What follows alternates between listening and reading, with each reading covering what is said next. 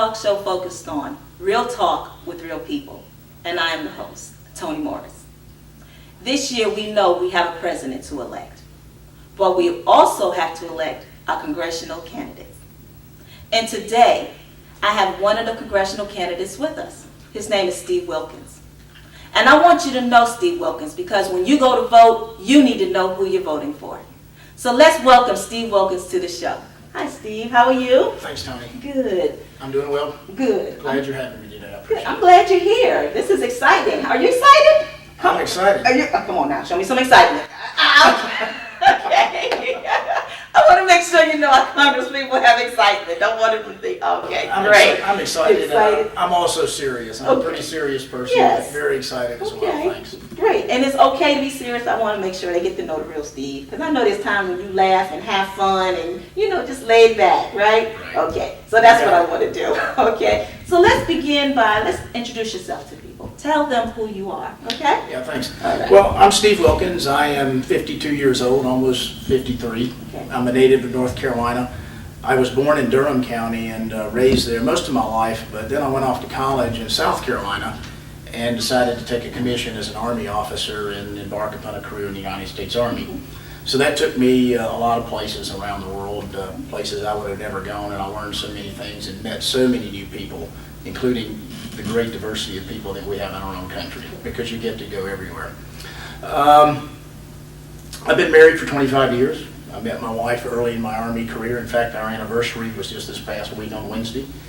We have 2 children. My son just recently graduated from college, and my daughter is in college right now at Appalachian State University. I served 3 combat tours when I was in the Army, the invasion of Grenada, Desert Storm, and then the first year of the invasion of Iraq, and was stationed in Korea and really all over the world. We decided to retire and come back to North Carolina. Okay. It's a hard decision when you decide you're going to get out, what are you going to do next? Correct. But we came back to this area where we owned a home in Moore County. We'd lived in Fayetteville and Cumberland County twice and Moore County once during my career. So we came back, and then I got involved in business, mostly working for small businesses doing defense and government contracting. Also worked for a nonprofit, the BRAC Regional Task Force. I was the Director for Workforce and Economic Development when we first started the organization a few years ago. Done a lot of volunteer work. I served on the Chamber of Commerce Board of Directors. I've served on 2 different school advisory committees. On the school board, was chairman of my church council at Pinehurst United Methodist Church. And currently I work for Boeing. I've suspended my work with Boeing because of the campaign, Right. but that's who my most recent employer's been. And we're just glad to be back in North Carolina. I say it like I just got back, but it's been 8 years. Okay, good. I was like, glad we're back. It's been a long 8 time. years. Okay, good. Outstanding. Now, what position are you running for again? I'm running for U.S. House, Okay. North Carolina's 2nd District, Okay. which includes portions of 9 counties. Okay. And of course, we're in Cumberland County now, and Cumberland County is one of the largest areas within the district population-wise. Okay. Now, is this a new district or is this an existing district? Well, of course, it's existing in number, the 2nd District, and we have an incumbent that has the 2nd District now. I'm the challenger. But the district's been, I think as you realize, it's been changed quite significantly, as a lot of districts in central North Carolina have. The 2nd District was a lot more eastern oriented, and now it's been pushed much further west. Okay. Like my county, Moore County, for instance, where I live, wasn't the 6th District previously. Okay. But, Okay, great. Now, with this being a new district for the most part, your incumbent had to shift, right. right? So you're coming in now. It's not as hard for you, am I correct? Because it's not new to you. Yeah, I don't think so. A lot of the district are places where I've lived and worked. For example, I lived in Durham. I grew up in Durham. My mother's family's from Columbus County, south of here, and we frequented this area a lot. My father worked in the construction industry. We worked all over this region. I lived here 3 times when I was stationed in the Army. 65% of the district is new to the incumbent. Right. So in a way, she's had to make a lot of new inroads into the area as well.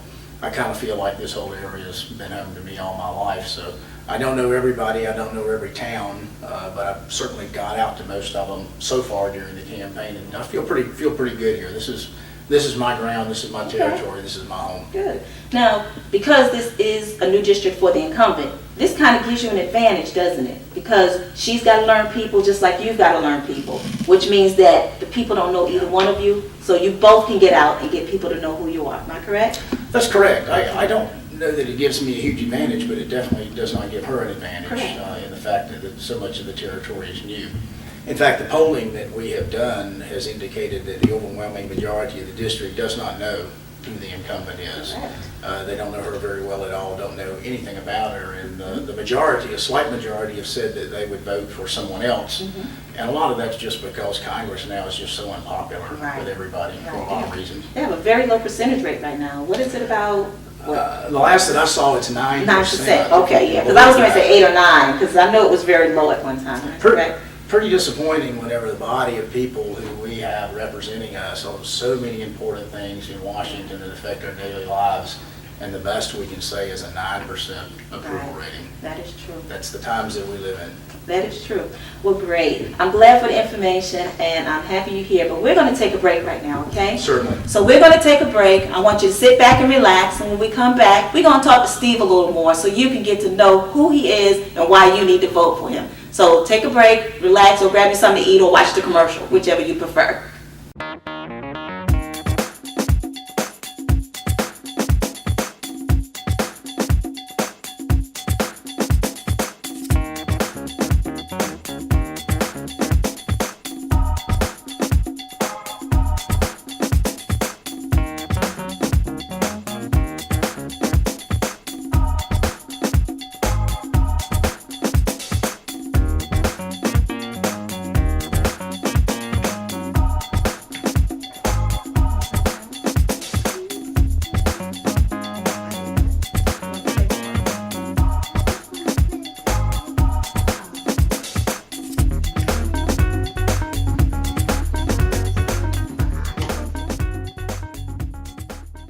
Welcome back to Tony Time. We're here today talking to Steve Wilkins, candidate for Congressional District 2. Now, Steve, we've heard a little bit about your background, what you've done, your experience, okay? So what do you want our people to know about what you're going to do for them as a congressman? Good, thanks. Well, the first thing I'm going to do is represent you, okay? I think one of the problems that we have right now in Congress is too many people, and my opponent is one of them, are going to Congress with an agenda to support the national party or the leadership in Washington, D.C. That's not really our legislative tradition in this country. We're a representative democracy first. We're not a parliamentary system. That's not how we operate. My biggest goal when I go to Congress is to represent you, the people of Central North Carolina. I want to come to this area, and I'm pretty familiar with a lot of the key players in the area from my work in business and also the economic development nonprofit that I told you about. But I want to come and get to know the state leaders, the local leaders, the presidents of our community colleges, our economic developers, our state house members, our state senate members, the mayors, the city councils. I think that's the most important thing a representative can do, is to come here to listen, to get to know those people. I believe in the 2/3, 1/3 rule. By that I mean I talk 1/3 of the time and I listen 2/3 of the time, because you can't represent people unless you get to know them. The only way you can get to know them and understand their needs is to listen. Members of Congress get to put out mailers and stuff and engage in that one-way conversation enough. When I'm back in the district, I want to listen to what people and the other leaders they've elected have to say and what they need. Okay, great. So for you, what are your top 3 issues that you want to focus on? Well, I'll tell you, I'll start with the first 3 that I have at my website, www.wilkinsforcongress.org. Great. I was saying, you got the website? If not, we're going to come back to it. Don't worry about it. Okay. And I'm just going to read the 3 off. In fact, if you don't mind, I'm going to give 4 because there's one that I think is critically important. Okay. First of all is health care. I'm an ardent supporter of the Patient Protection Affordable Care Act. It's the law. My opponent brags that she's voted against it 31 times. Right. There have actually been 33 votes against it. Why is the House of Representatives spending so much time voting against something, bringing it up time and time again when we have so many other things that need to be done? Correct. I don't think it is going to be a perfect law. It's monumental. Things are going to change. We're going to need to make changes. We need to move on with the program as it is. And as a member of Congress, I want to work in a bipartisan way on making the fixes that need to be done down the road. That will happen, but we need to get on with the program. Okay. The state of affairs right now with so many Americans not having access to health care is shameful. Right. And if you think about it, families are most affected. We have over 10% unemployment in this region right now. A lot of underemployment. We don't really know the number of underemployed people. That means we have a lot of children sitting in our schools that don't have access to health care. And that has a future cost to us in our economy, the effect on their educational needs. So that's a high priority, is to work in a bipartisan way on health care. Okay. Next, very important issue here and near and dear to my heart as a veteran is protecting our veterans Okay. Good. and their families and their benefits. Okay.